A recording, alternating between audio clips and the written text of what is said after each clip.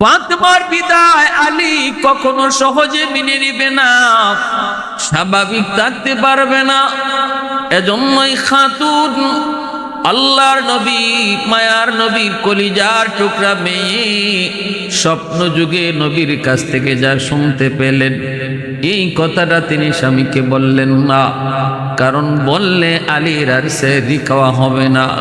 স্বামী স্ত্রী দুজন একসাথে তারা সেহরি খেলেন। সেহরি খাওয়ার পর আলী চলে গেলেন ফজরের নামাজ পড়ার জন্য মসজিদে। এইদিকে খাতুনে জান্নাত তিনিও ফজর নামাজ পড়লেন। আলী ফজর পড়ার পর ঘরে ডুইকা দেখেন ফাতেমা মুসল্লায় নেই।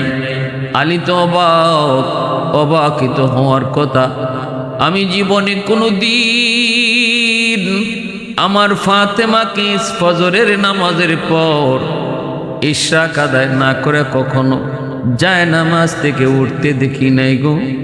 আজ ফাতেমা কেমন করে ইশরাক না পড়ে যায় নামাজ থেকে উঠলো? কই গেল? কেন সে উঠলো? কি করতেছে? খুঁজে খুঁজে দেখেন খাতুনে জান্নাত অনেকগুলা কাজ হাতের মধ্যে নিয়ে বসছে। গরম পানি করতেছেন, হাসান হুসাইনের কাপড়গুলা পানিতে ভিজাইছেন, অনেকগুলা আটা রুটি পাকানোর জন্য অনেক বড় কায়, অনেকগুলি কায় তিনি বানাইতে লাগলেন। আলী রাদিয়াল্লাহু তাআলা আনহু যে বলতেছেন, ফাতেমা, ও ফাতেমা, ঘটনা কি? অসুস্থ মানুষ, কয়েকদিন যাবত তুমি জ্বরে আক্রান্ত, এতগুলা কাম হাতে না নিলেও তো পারতে, কেন তুমি এত কাজ হাতে নিয়েছো? আর কোনো দিন আমি তোমাকে ইশরাক না পড়ে যায় নামাজ থেকে উঠতে দেখি নাই। আজকে কেনই বা তুমি ইশরাক না পড়ে যায় নামাজ থেকে উঠছো? এতগুলা কাজই বা তুমি কেন হাতে নিয়েছো? একটু কও। অসুস্থ মানুষ, জ্বরে তুমি কাঁপতেছো, কেন এই কষ্ট করো? কেন তুমি এই কাজ হাতে নিয়েছো? খাতুনে জান্নাত সাথে সাথে স্বামীকে নিয়ে হাত ধরে বসে পড়লেন। এবার পাশে বসে বলতেছেন, স্বামী গো, একটা কথা বলবো গো স্বামী, আগে আমাকে কথা দেন। ধৈর্য ধরবেন, অধৈর্য হবেন না, শক্ত থাকবেন, নরম হবেন না, দুর্বল হবেন না, মনোবল শক্ত রাখবেন। আগে বলেন, আপনি আমারে কথা দেন। আলী বলেন, ফাতেমা তুমি কি বলতে চাও একটু বলো। খাতুনে জান্নাত তখন বলেন, স্বামী গো, আজ রাত আমি আমার আব্বা জানকে স্বপ্নে দেখেছি। আলী কয়ে, নবীকে স্বপ্নে দেখেছো? কি দেখেছো? কয়, আমি দেখেছি আমার আব্বা আমার ঘরে ঢুকলেন, অন্ধকারে কি যেন খুঁজতেছেন। আমি বাবারে যা বললাম, বাবা অন্ধকারে আপনি কি খুঁজেন? আব্বা আমাকে বললেন, না আমি তো তোমাকেই খুঁজতে এসেছি, একটা কথা বলার জন্য গো মা। তখন আমি বললাম, কি কথা আব্বা একটু কর। তখনই আব্বা কইতেছে, মারে মা, আমি তো তোমাকে বলেছিলাম আমার ইন্তেকালের আগ মুহূর্তে আমি তোমারে দুটা কথা বলেছিলাম কানে কানে। এক বলেছিলাম, মা আমি অল্প কিছু সময়ের ভিতরে দুনিয়া থেকে বিদায় নিব। এই কথাটা শুনে তুমি কাঁদতেছিলে। আবার তোমার কানে আরেকটা কথা বলেছিলাম, মারি আমার আহলে বায়ত থেকে সবার আগে তুমি আমার সাথে সাক্ষাৎ করবে। এই কথাটা শোনার পর তুমি হাসছিলে। মা, আমি তোমাকে এই সংবাদটা দিতে এসেছি রে মা। আজ তুমি সেহরি করবে আলীর সাথে, কিন্তু ইফতার করবে বাবার সাথে জান্নাতে। আজ রাতটাই তোমার জীবনের শেষ রাত গো মা। ও মা, সেহরি করবে স্বামীর সাথে, ইফতার করবে আব্বার সাথে। ওগো স্বামী, এই স্বপ্নটা আমি দেখেছি। এই কথা বলা মাত্রই আলী চিৎকার দিয়ে উঠলেন, আল্লাহু আকবার করে চিৎকার দিয়ে উঠলেন। আলী সইতে পারেন না, সইতে পারার কথাও না। আলী হাউমাউ করে কান্না শুরু করে দিলেন। আর কান্দেন আর বলেন, ফাতেমা আমার নবীর বিরহ ব্যথা এখনো আমি সহ্য করতে পারি নাই গো। নবীর চলে যাওয়া আমি সইতে পারি না, এখনো আমার ক্ষতির দাগ শুকায় নাই। এর ভিতরে তুমি কি শুনাইছো ফাতেমা? এই স্বপ্ন কখনো মিথ্যা নয় গো। নবী তোমারে যা বলেছেন এটা সত্য স্বপ্ন, কারণ আমার নবীর আকৃতি শয়তান ধরতে পারে না। নবীর আকৃতি শয়তান ধরতে পারে না। অতএব তুমি যা দেখেছো আল্লাহ নবীকে দেখেছো, যা শুনেছো ঠিকই শুনেছো, যা বুঝেছো ঠিকই বুঝেছো, আমিও ঠিকই বুঝেছি। আজকের রাতই তোমার জীবনের শেষ রাত। এই সেহরিটাই আমার সঙ্গে তোমার জীবনের শেষ সেহরি। অবশ্য গো বিবি, ইফতারের আগেই আমি তোমাকে হারাবো। ইফতারি নিয়া নবী জান্নাতে তোমার জন্য অপেক্ষা করবে, কিন্তু আমি আলী কেমন করে সইব? আমি কেমন করে সইব? আমি কারে নিয়ে বাঁচব, কারে নিয়ে থাকবো? স্বামী স্ত্রী দুজন, একজনের হাত আরেকজনে ধরে কান্না করতেছেন। খাতুনে জান্নাত স্বামীকে সান্ত্বনা দিচ্ছে, স্বামী গো আগেই তোমাকে বলেছি তুমি শক্ত থাকতে হবে, তুমি দুর্বল হবে না। তোমার কাছ থেকে আমি কথা নিয়েছি, কেন তুমি ভেঙ্গে পড়েছ? এই দুনিয়া থাকার জায়গা নয় গো স্বামী, আজ আমি কাল তুমি। দুনিয়ায় যার আশা আছে তার যাওয়া আছে, দুনিয়ায় যার জন্ম আছে তার মৃত্যু আছে, যার শুরু আছে তার শেষ আছে গো। একমাত্র শুরু নাই, শেষ নাই, একমাত্র জন্ম নাই, মৃত্যু নাই, তিনি আমার আপনার খালিক আর মালিক আল্লাহ। আর যত মাখলুক সবার শুরু আছে তাই শেষও আছে। কুল্লু নাফসিন যায়িকাতুল মাউত। আল্লাহ বলেছেন সমস্ত প্রাণীকে মৌতের স্বাদ গ্রহণ করাই লাগবে। আজ আমি কাল তুমি, আমরা একই পথের পথিক। আজ বাবা কাল ছেলে, আজ না দাদা কাল নাতি। দুনিয়া আসার সময় সিরিয়াল মেনটেন হয়, কিন্তু যাবার সময় কোনো সিরিয়াল মেনটেন হয় না। বাবা আগে আসে, ছেলে পরে আসে, কিন্তু যাবার সময় বাবার আগে ছেলে চলে যায়, দাদার আগে নাতিও চলে যায়। কেউ জানে না, কেউ জানে না, কেউ জানে না।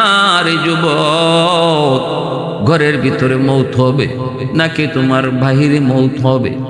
ঘরের ভিতরে হবে নাকি তোমার বাসের মধ্যে হবে? অফিসে হবে নাকি দোকানে হবে? কেউ জানে না। মাটির উপরে হবে না পানির উপরে হবে? শূন্যের উপরে বাতাসে হবে নাকি মাটিতে হবে? কেউ জানে না। জানেন শুধু একমাত্র আল্লাহ। খাতুনে জান্নাত স্বামীকে সান্ত্বনা দেয়, স্বামী গো একটু ধৈর্য ধরো গো। মৌতের সংবাদ শোনা মাত্রই তো আমরা দোয়া পড়ি, ইন্না লিল্লাহি ওয়া ইন্না ইলাইহি রাজিউন। আমরা সবাই আল্লাহর জন্য, সবাই আমরা একই পথের পথিক। আমরা মৌতের সংবাদ শুই না, তারে বলতেছি বাইরে তুমি যে পথের যাত্রী, আমিও একই পথের যাত্রী। আজ তুমি কাল আমি, তোমার পিছনে পিছনে আমি আসতেছি। স্বামী গো এই দুনিয়ায় কেউ টাকার জন্য আসে নাই, টাকার চাইলেও থাকতে পারবে না, চেষ্টা করলেও টাকার সুযোগ নাই। আল্লাহ মানে না যে তারও মৌত মানতে হয়। নাস্তিক যে কয় আল্লাহ নাই, দেয়ার ইজ নো গড, সেও বলতে বাধ্য ম্যান ইজ মর্টাল, মানুষ মরণশীল। মরণকে অস্বীকার করার কেউ নাই গো স্বামী। অধৈর্য হও না, অধৈর্য হও না। একই পথের প্রতীক আমরা। স্বামীকে যতই সান্ত্বনা দেয়, কথাগুলি আলী তো আগে থেকেই জানেন, কিন্তু মনে হচ্ছিল যেন ফাতেমার মুখ থেকে আলী প্রথম কথাগুলি শুনতেছেন। জ্ঞান শূন্য হয়ে গেলেন। স্বামীকে দইরা স্ত্রী কান্দেন, স্ত্রীকে দইরা স্বামী কান্দেন। এই অবস্থায় পাশেই খেলার মাঠে ছিল হাসান হুসাইন, ছোট্ট দুই ভাই, নবীজির নাতি। আলী ফাতেমার ছেলে হাসান হুসাইন ঘরের ভিতরে বাপ মার কান্না শুনে তারা ঢুকলেন। ঢুকে দেখেন বাবাও কান্দে, মায়ও কান্দে। হাসান হুসাইন ডাক দিয়া কয়, আব্বা আপনি কান্দেন কেন? মা আপনি কান্দেন কেন? মাও কোনো কথা কয় না, বাবাও কোনো কথা কয় না, বরং ছেলে দুইটাকে দেইকা বাপ মার কান্না আরো বেড়ে গেছে, তাদের দরদ আরো বেড়ে গেছে। আলী তো চোখের পানি পালে হাসান আর হুসাইনকে চুমু খায়, কিন্তু কথা বলতে পারে না। মনে মনে কয়, ফাতেমা আমার একা ফালায়া তুমি কই যাইবা? আমার হাসান হুসাইনকে নিয়ে আমি আলী কেমনে থাকবো গো? আমার হাসান হুসাইন মা কুয়া কারে ডাকবে? এ আল্লাহর গোলাম, এক যুদ্ধার কাহিনী শুনেছি, আমি নিজে বইয়েতে পড়েছি।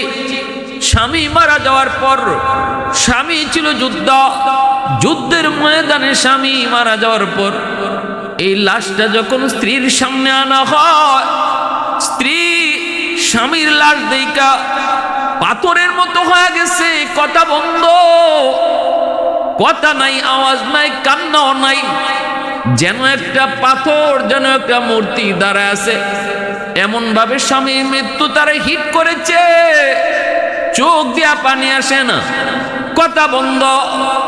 সাথে সাথে হইচই পড়ে গেল, স্বামীর সাথে স্ত্রীও এখন মারা যাবে কিনা। ডাক্তার আনা হলো, ডাক্তার পরীক্ষা করে কয়, এই মহিলারে দ্রুত তার চোখ দিয়া পানি বের করাইতে হবে।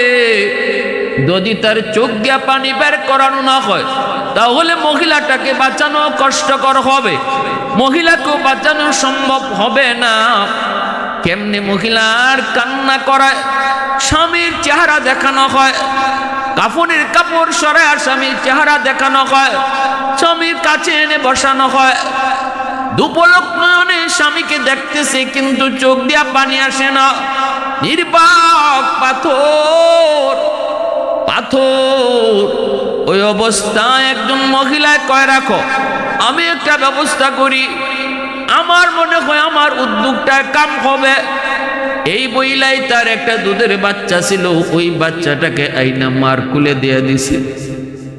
যেই মাত্র বাচ্চাটার মুখের দিকে মা তাকাইল, বাচ্চার মুখের দিকে তাকানো মাত্রই মা হাও মাও করে কান্না শুরু করে দিল। সন্তানের কথা তখনই মনে পড়ে গেল, আমার সন্তান আজ থেকে তুই এতিম গো।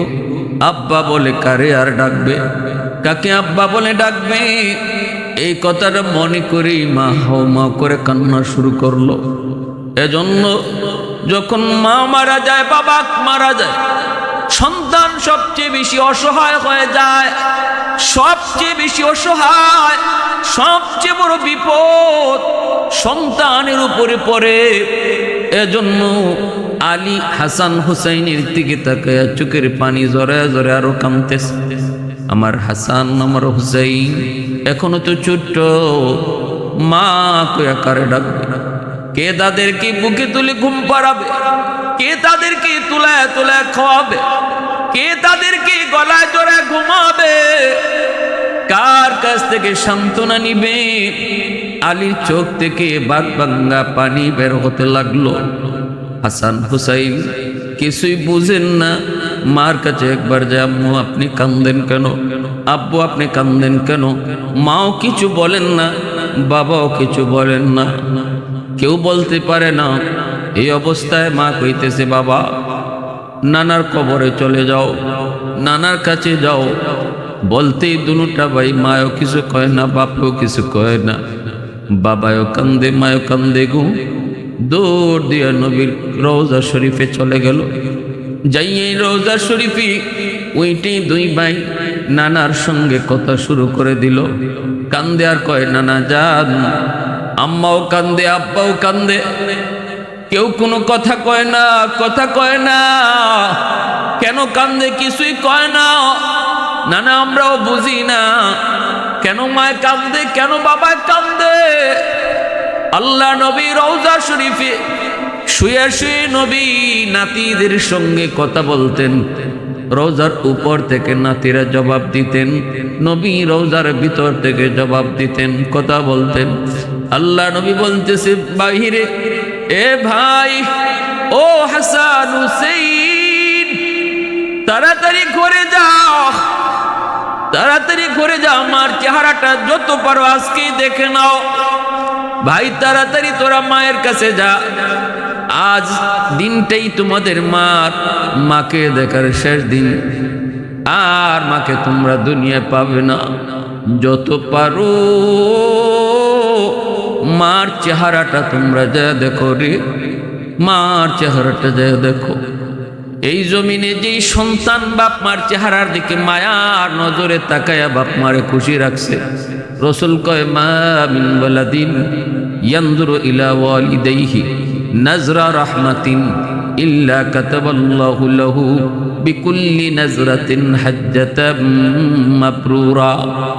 নবীজি বলছেন, কোন সন্তান যখন বাপ মার চেহারার দিকে যত বেশি তাকায়, আল্লাহ ততবার আমল নামায় কবুল হজের সওয়াব উঠায় দেয়।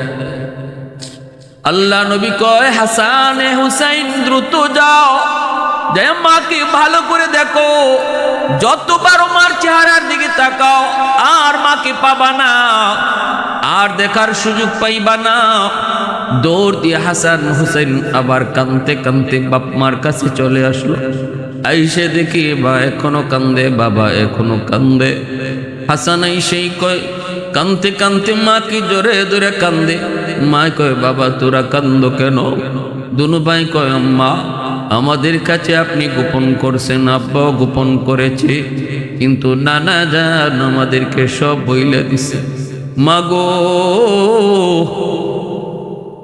নানা জানে কইছে, যত ফারি যেন আজকে তোমারে দেখা নেই, আমরা নাকি আর তোমাকে দেখার সুযোগ পাইব না। এই কথা বলা মাত্রই খাতুনে জান্নাত কলিজার টুকরো সন্তানকে কোলে উঠাইয়া কপালে চুমু খায়, আর ফুফায়া ফুফায়া কাঁদতেছে, বলতেছে, বাবা আল্লাহর উপর ভরসা করো, দুনিয়া কেউ থাকার জন্য আসে নাই রে, আজ আমি কাল তুমি, কেউ থাকার জন্য আমরা আসি নাই। বাবা ধৈর্য ধরো, আল্লাহ তোমাদের উত্তম হেফাজতকারী, আল্লাহ তোমাদের উত্তম হেফাজতকারী। এ যুবক, এমন মার কলিজায় আঘাত দিতে বুঝি তোমার কষ্ট লাগে না রে? এমন মারে চোখ দিয়া পানি জড়াইতে বুঝি তোমার কষ্ট হয় না? আজকে বউয়ের কথায় দুনিয়ার লোভ লালসার ভিতরে পইরা, দুনিয়ার রং তামাশার ভিতরে পইরা দুঃখিনী মাকে তুমি ভুলে গিয়েছো, মার সাথে খারাপ আচরণ করো। ভালো করে মনে রাখবা, যত আপন যারেই তুমি দুনিয়াতে পাও না কেন, মার মতো আপন এই দুনিয়াতে আর কেউ নাই, আর কেউ নাই। যত মানুষই তোমাকে ভালোবাসবে, পিছনে স্বার্থ রয়েছে। স্বার্থ ছাড়া ভালোবাসা শুধু বাপ মার ভালোবাসা।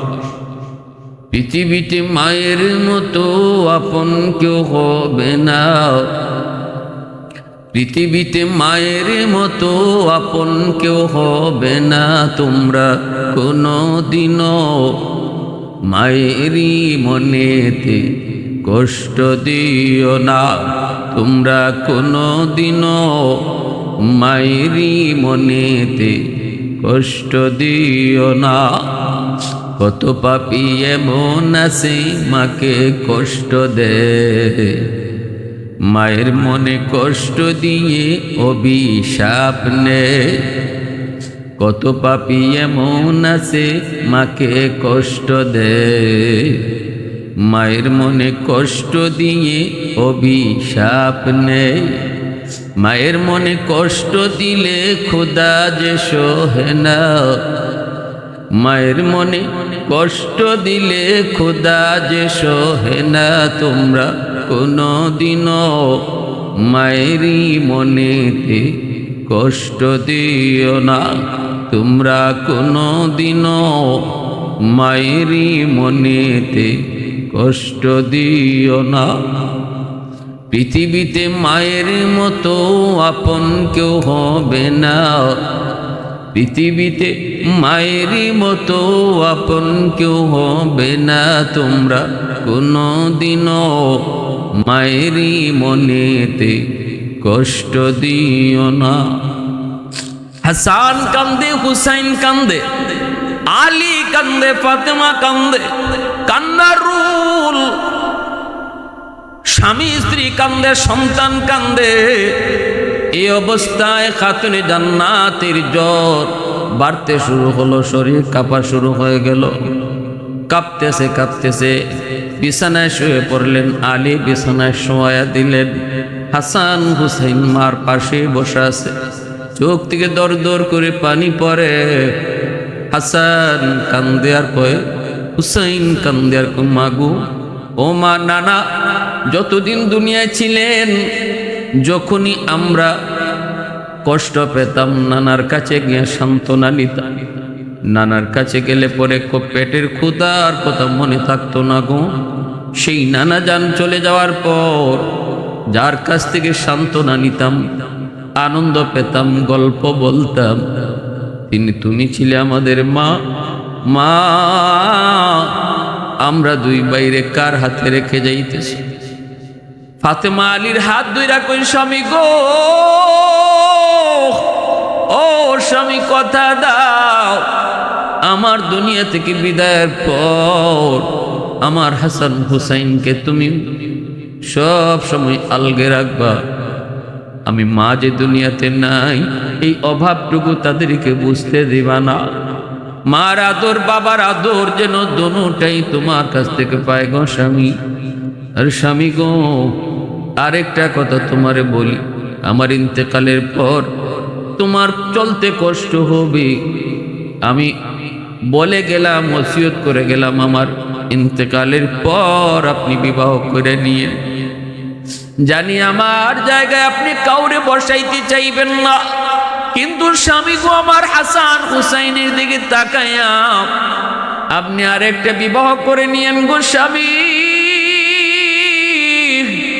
আমি কথা না বলে গেলে আমার মন বলে আপনি কাউকে আর বিয়ে করবেন না, আর আপনি কাউকে আমার জায়গায় আনবেন না, কিন্তু আমি আপনাকে ওসিয়ত করে গেলাম আমার ইন্তেকালের পর আপনি একটা বিবাহ করবেন। এই বলতেছেন স্বামীর হাত ধইরা, আর হাসান হুসাইনকে কপালে চুমু খান। হাসান মার কপালে চুমু খায়, হুসাইন মার কপালে চুমু খায়, আলী স্ত্রীর কপালে চুমু খায়। এ দুনিয়ার যুবক একটু খেয়াল করে শুনো, অর্ধ শুনো, জান্নাতের সকল মহিলাদের সরদারিনী আজ দুনিয়া থেকে বিদায় হয়ে যাচ্ছে। জান্নাতের সকল যুবকদের সর্দার হাসান হুসাইন মার পাতা মাথার পাশে, দুনিয়াতেই জান্নাতের সার্টিফিকেট পাওয়া সাহাবী আলী, তিনিও স্ত্রীর পাশে। এই অবস্থায় নবীজির কলিজার টুকরা মেয়ে খাতুনে জান্নাত, যার ব্যাপারে নবীজি বলেছেন ফাতেমা তো বিদাতুম মিন্নি, ফাতেমা আমার কলিজার টুকরা, ফাতেমা আমার কলিজার টুকরা, আজ দুনিয়া থেকে বিদায় নিতেছেন। নবীজির স্বপ্ন যুগে আগের রাতে ইশারা দিয়ে দিছেন, সেহরি খাবেন দুনিয়ায়, কিন্তু ইফতার করবেন গিয়ে জান্নাতে। ভাইরা বন্ধুরা, খাতুনে জান্নাত স্বামীকে হাত ধরে কই, স্বামী ও স্বামী, আমি কিছু কথা বলবো, আমার অনুরোধ আপনি আমার কথাগুলো রাখবেন। কিছু দাবি করবো গো স্বামী, আপনি আমার দাবিটুকু রাখবেন। কি দাবি গো ফাতেমা?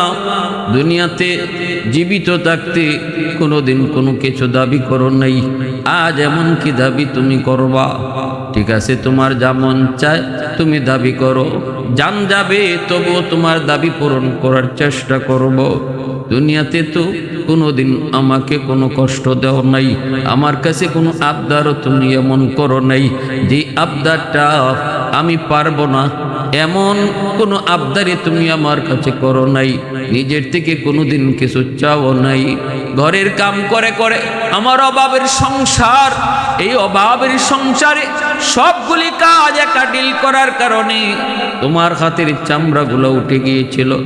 আলী একদিন বলতেছে, ফাতেমা এইভাবে ঘরের কাম করো, এমনকি গম পিসা থেকে নিয়া, আটা বানানো থেকে নিয়া, ঘরের সব কাজ কাপড় চোপড় থেকে নিয়া, একা দুজাহানের বাদশার মেয়ে জান্নাতের মহিলাদের সরদারি নীতি নিলেন।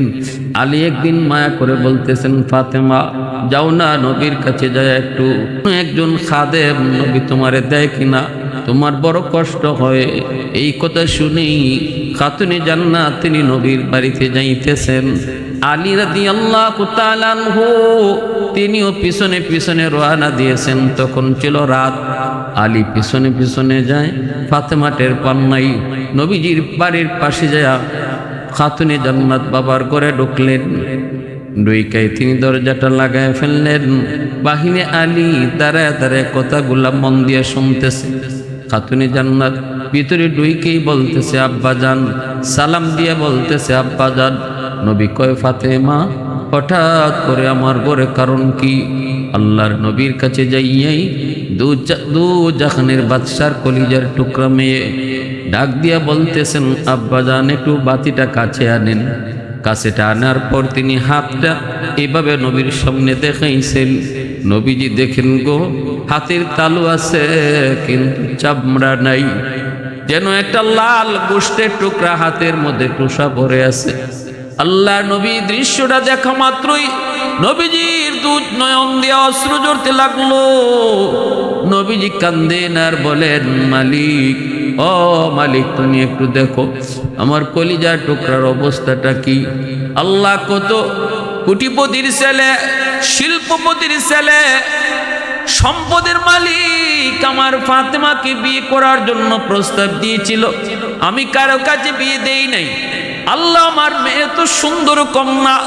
আল্লাহ নবী কই জানোনি আমার ফাতেমা কত সুন্দর? নবী খাতুনে জান্নাতের সৌন্দর্যের প্রশংসা করে নবী বলেন, আমার ফাতেমার সৌন্দর্য দেইখা জান্নাতের হুররা পর্যন্ত ঈর্ষা করবে। এতটা সুন্দর ছিলেন খাতুনে জান্নাত।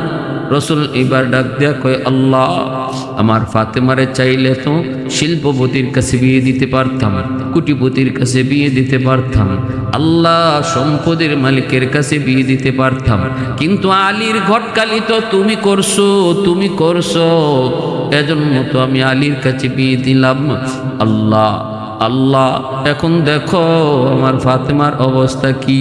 এই কথা বলা মাত্রই খাতুনে জান্নাত আর নবীর ঘরে তাকলেন না, চট করে দরজা খুলে চলে যাইতেছেন। নবী ডাক দেয়া কয়, ফাতেমা রাগ করছো কেন?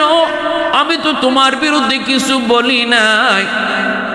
খাতুনে জান্নাত কই, বাবা গো আপনি আমার বিরুদ্ধে বলেন নাই, কিন্তু আমার স্বামীর বিরুদ্ধে কথাগুলা চলে গেছে গো বাবা। আমার স্বামীর বিরুদ্ধে বা স্বামীর উপরে যদি কিছু কথা লাগে সেটা আমি বরদাস্ত করতে পারি না। আমি আমার উপরে কথা বরদাস্ত করতে পারি, কিন্তু স্বামীর কেউ কথা বলবে বরদাস্ত করতে পারি না। বাবা গো, ও বাবা, টাকা পয়সা শান্তির মূল না, সম্পদ শান্তির মূল না। একজন বিবির জন্য সবচেয়ে শান্তির চাবিকাঠি হলো স্বামীর বুক ভরা ভালোবাসা। এসি আর মকমল আর একটা গাড়ি আর বাড়ি কখনো শান্তি দিতে পারে না গো বাবা। ও বাবা, আমি আলীর ঘরে 3 বেলা খাইতে পারি না, এটা ঠিক, এটা ঠিক। আমি কাম করি, হাতে টুসা পড়ে গেছে, 3 বেলার ভিতরে 3 বেলাই কম খাই, কখনো খাইতে পারি না। কিন্তু বাবা, একজন স্ত্রীর জন্য সবচেয়ে বড় সুখ আর শান্তি যেটা, সেটা হলো স্বামীর বুক ভরা ভালোবাসা। আমি আমার স্বামীর কাছ থেকে বুক ভরা সেই ভালোবাসা পাই, বিন্দু পরিমাণ কৃপণতা নাই। আমাদের সংসার ভালোবাসার সংসার। আল্লাহর নবীর কাছে যখন কথাটা বললেন, নবীজি টান দিয়া মেয়েকে বুকে জড়ায়া শুকরিয়া আদায় করেন আর বলেন, মা আয় আমার বুকে আয়, আমি তো এটাই চাই গো মা, আয় আমার বুকে আয়। আল্লাহর নবী, রহমতের নবী, রুকাইয়া নবীর একজন মেয়ে, উসমান গনি রাদিয়াল্লাহু তাআলা আনহুর কাছে পরবর্তীতে বিয়ে দিয়েছেন। প্রথম বিয়ে হয়েছিল আবু লাহাবের ছেলের সাথে, পরে বিয়ে হয়েছে উসমান গনির সাথে। একদিন হযরত রুকাইয়া রাদিয়াল্লাহু তাআলা আনহা উসমান গনি রাদিয়াল্লাহু তাআলা আনহুর উপর অভিমান করে আল্লাহর নবীর কাছে চলে এসেছিলেন। আয়েশা উসমান গনির বিরুদ্ধে কে যেন বলতে চেয়েছেন। নবী কয়, রুকাইয়া, পৃথিবীর কোন স্ত্রী স্বামীর বিরুদ্ধে অভিযোগ করুক, আমি নবী সেটা বরদাস্ত করি না রে মা। মা একটু শোন, আমি নবী স্বামীর বিরুদ্ধে স্ত্রীর অভিযোগ কখনো সেটা বরদাস্ত করি না। মা আয় আয়, স্বামীর কাছে আয়। আল্লাহ যদি আল্লাহর পরে কাউকে সেজদা করার অনুমতি দিত, তাহলে আল্লাহ পাক দুনিয়ার প্রতিটা স্ত্রীকে বলতো সে যেন তার স্বামীকে সেজদা দেয়। দুনিয়ার কোন স্বামী খুশি স্ত্রী এই অবস্থায় যদি মারা যায়, আমি রসুল বললাম এই বিবি মারা যাইতে দেরি, আল্লাহর জান্নাত পাইতে দেরি হয় না। শাফিঈ রুজে জাযা খতিবে আম্বিয়া, শাফিঈ রুজে জাযা খতিবে আম্বিয়া, সাহেবে হাউজ লিওয়া জিল্লে খুদা রুজে আতীদ, সাহেবে আসরার উনা মুসে আকবর বরমালা, ইলমে উ আজ আউয়ালিনো আখিরি अंदर मजीद, रहमतुल्लिल आलमी खंदश खुदावंद करीम, खल्को खुल्को कौलो फेलो हदियो सिमते ओ हमीद, खल्को खुल्को कौलो फेलो हदियो सिमते ओ हमीद। अल्लाह नबी रहमतेर नबी मायार नबी खातुने জান্নাতের কপালে চুমু খাইলেন। আল্লাহ নবীর কলিজার টুকরা মেয়ে আসতেছেন, নবী কোনো খাদিম দিতে পারেন নাই।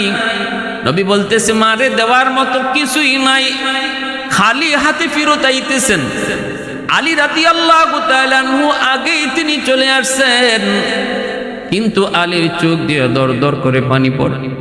আল্লাহ, তুমি যে আমাকে এমন একজন বিবি দিয়েছ গো আল্লাহ, আমি দুনিয়াতে সবচেয়ে সুখী একজন স্বামী, এমন একজন স্ত্রী তুমি আমাকে দিয়েছ।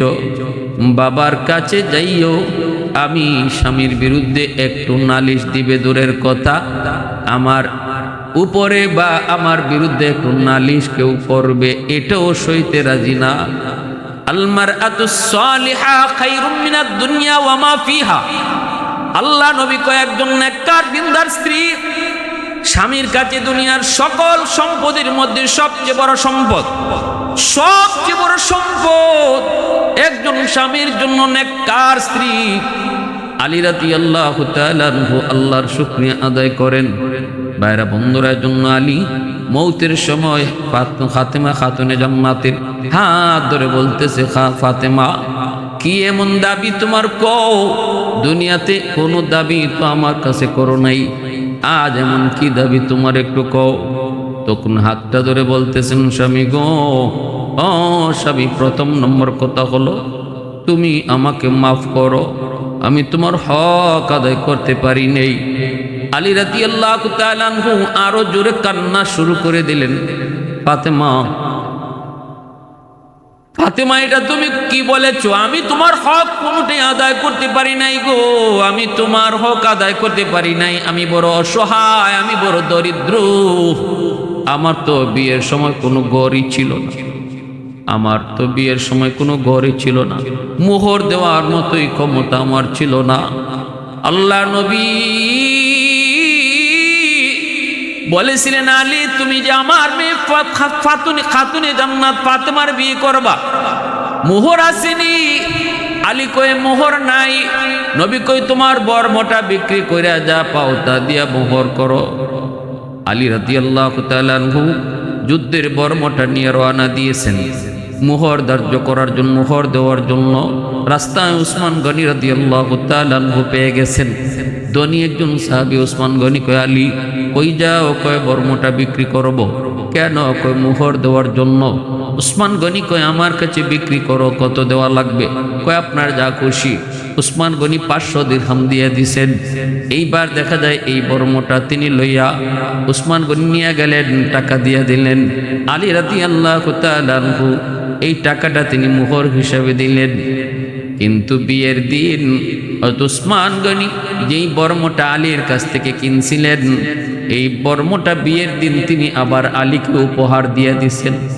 যেই আলী বিয়ে করার সময় মোহর ছিল না, এত দরিদ্র, এত গরিব, ওই আলী বলতেছে, ফাতেমা গো, আমি তোমার কোনো হক আদায় করতে পারি নাই, তোমার কোনো শখ, তোমাকে কোনো আনন্দ, তোমাকে আমার মন মতোই তোমাকে আমি কিছু খাওয়াইতে পারি নাই, দিতে পারি নাই। ও ফাতেমা, তোমার কাছ থেকে আমি কোনো কষ্ট পাই নাই। তুমি যদি আমার কাছ থেকে কোনো কষ্ট পেয়ে থাকো গো বিবি, দয়া করে মাফ করে দিও। এইভাবে স্বামী স্ত্রী একজন আরেকজনের কাছ থেকে মাফ নেয়। এরপরে খাতুনে জান্নাত ডাক দেয়া কয়, স্বামী গো, আমার দ্বিতীয় আবদার হলো, আল্লাহর নবী আমার আব্বাজান বলেছেন ইফতার করব নবীর সাথে জান্নাতে, অতএব ইফতারের আগেই হয়তো আমার ইন্তেকাল হয়ে যাবে।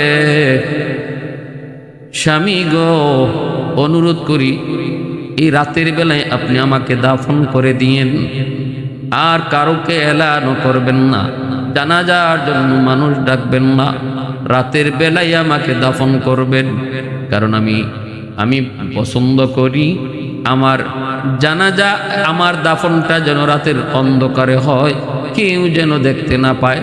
আমি আল্লাহর কাছে ওয়াদা করতে চাইছি, জীবনভর চাইছি, মালিক যেভাবে দুনিয়াতে আমি পর্দা করছি, আল্লাহ মরণ শুধু নয়, দাফনটাও যেন আমার পর্দার হালতে হয়। এজন্যই রাতের অন্ধকারে আমাকে দাফন করে দিও, সকাল পর্যন্ত অপেক্ষা কইরো না, আর আমার মৃত্যুর এলান তুমি কইরো না গো স্বামী।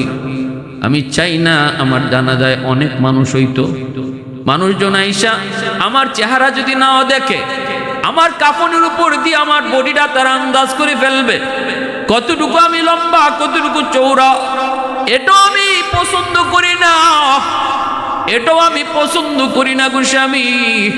রাতের অন্ধকারে চুপচাপ আমার হাসান হুসেনকে নিয়ে আপনি জানাজা পইরা দাফন দিয়ে দিয়ে, আমার কলিজার টুকরো সন্তান হাসান হুসেনকে নিয়ে আপনি দাফন দিয়ে দিয়েন, কারো কাছে আমার মৃত্যুর খবরটাও দিয়েন না।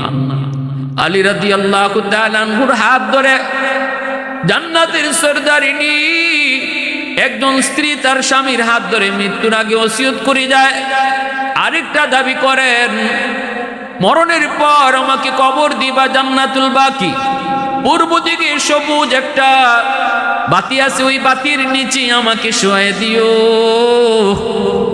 আর স্বামী গো, আরেকটা দাবি হলো, আমার কবরের উপরের মাটি তুমি উঁচা রাইখো না, মাটিটাও সমান করে দিও, আমার কবর দেখেও যেন কেউ বুঝতে না পারে কোন কবরটা খাতুনে জান্নাতের কবর। আলী রাদিয়াল্লাহু তাআলা আনহুর হাত ধরে কথাগুলি বলতেছেন, হায়দার, কেরার হায়দার, এত বীর বাহাদুর আলী, এই সময়টাতে যেন তিনি সবচেয়ে বড় অসহায়, যেন তার গায়ে শক্তি নাই। হাসান হুসাইন মার মাথার পাশে বৈশা কান্দে, মার কথাগুলি শুনতেছে আর কান্দতেছে। আলী কপালে চুমু খায়, হাসান হুসাইন মার কপালে চুমু খায়, মাকে শেষ বিদায় দেয়। সন্তান মাকে শেষ বিদায় দিতেছে, মাকে সন্তান শেষ বিদায় দিতেছে। ভাইরা বন্ধুরা, এই বলে বলে খাতুনে জান্নার দিন ইন্তেকাল হয়ে গেল, চোখের সামনে দুনিয়া থেকে বিদায়। আর ওই অবস্থায় আলী রাদিয়াল্লাহু তাআলা আনহু তিনি যখন এইভাবে কবর খুঁজতে যাবেন, কিন্তু কবর খোদার জন্য তো লোকের প্রয়োজন, একা কেমনে খুঁজবেন? হঠাৎ করে দেখেন আবু যর গিফারি তিনি আসতেছেন। আল্লাহ নবী আবু যর, কই যাও? কেমনে কই যাইবা? কয় আলী তোমার কাছেই তো আইছি। কেন? কয় কবর খোদায় সাহায্য করার জন্য। আলী কয় আবু যর, কে তোমারে খবর দিল? আমার ফাতেমার মৃত্যুর খবর তো আমি কাউকে দেই নাই। আবু যর গিফারি কয় আমি স্বপ্ন যুগে দেখতে পেয়েছি, কে যেন আমারে ডাক দেয়া কয়, এ আবু যর ঘুম থেকে আলী একা কবর খনন করতে পারবে না। নবীর কলিজার টুকরা মেয়ে ফাতেমার ইন্তেকাল হয়ে গেছে। এরে আবু যর যাও, দ্রুত যাও।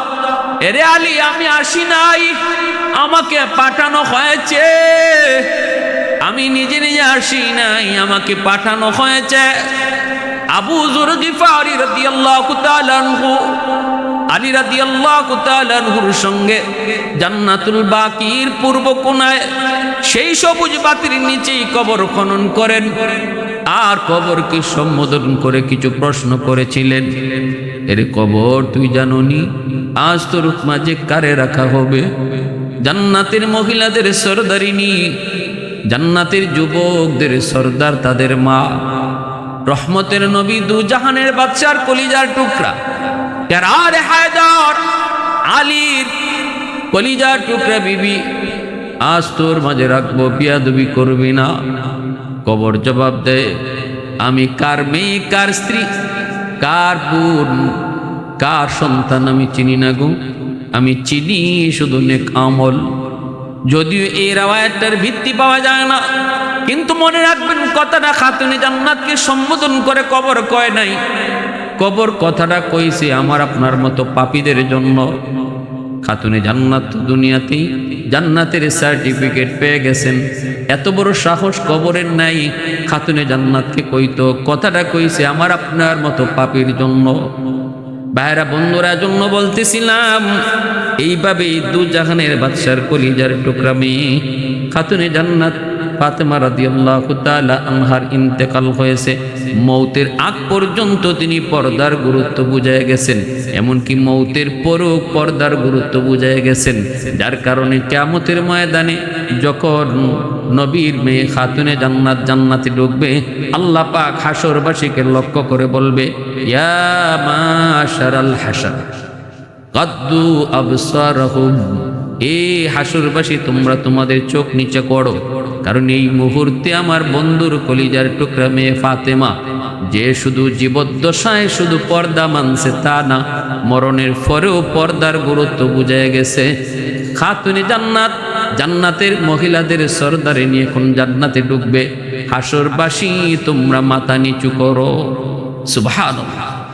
এজন্য আল্লাহ বলছে, আল্লাহ বলছে কুল্লিল মুমিনিনা ইয়াগুদ্দু মিন আবসারিহিম কুল্লিল মুমিনাতি ইয়াগুদ্দুনা মিন আবসারিহিন্না। আলী রাদিয়াল্লাহু তাআলা আনহুর সাথে খাতুনে জান্নাতের এত মহব্বত ছিল, ইন্তেকালের পর কবরে রাখলেন।